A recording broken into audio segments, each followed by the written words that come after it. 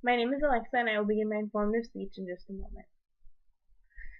Imagine your daily life and freedoms as you know them being stripped from you. Now, imagine being sold as an object to be used either for sex or some various form of labor work. Unfortunately, this is reality for over 20 million people in the world every day.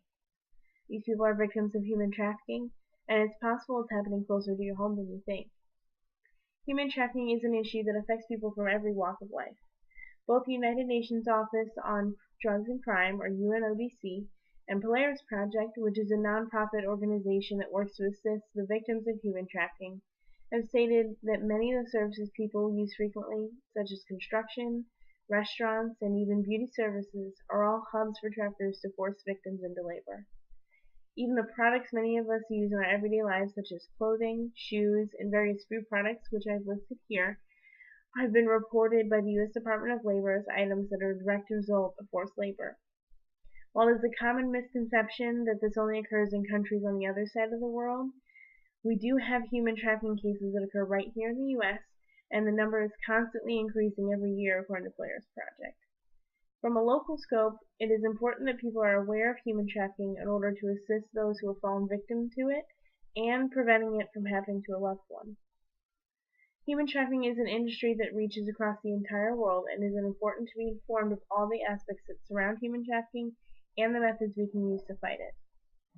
At this point, I would like to discuss what exactly human trafficking is, the severity of it, and how exactly it occurs.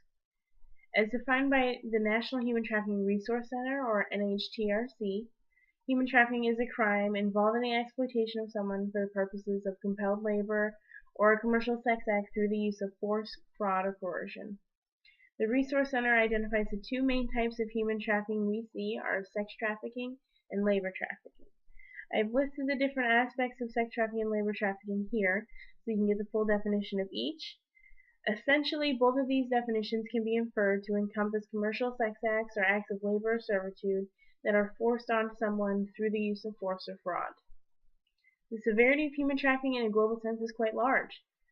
As I mentioned briefly at an earlier point, the Polaris Project reports that there are roughly 20.9 million people who are currently being trafficked in the world. Of that number, roughly 26% of all trafficking victims are children.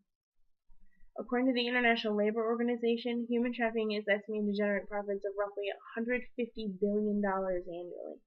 To truly put that into perspective, you would have to make almost $411 million every single day to pull an annual income of that much. At this point, you may be asking yourself, how do so many people become victims of human trafficking?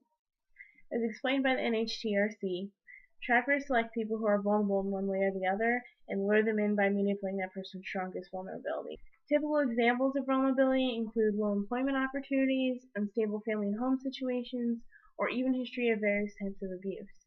Essentially, the traffickers promise what someone wants the most and then lures them into forced labor situations that way. As you can see, human trafficking is a giant industry that has a global reach.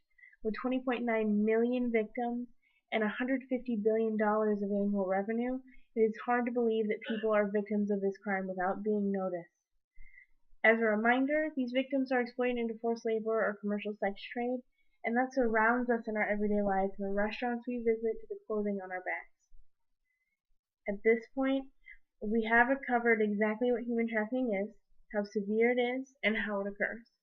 Now that you're aware of the basics of human trafficking industry, you can educate yourself on how to help.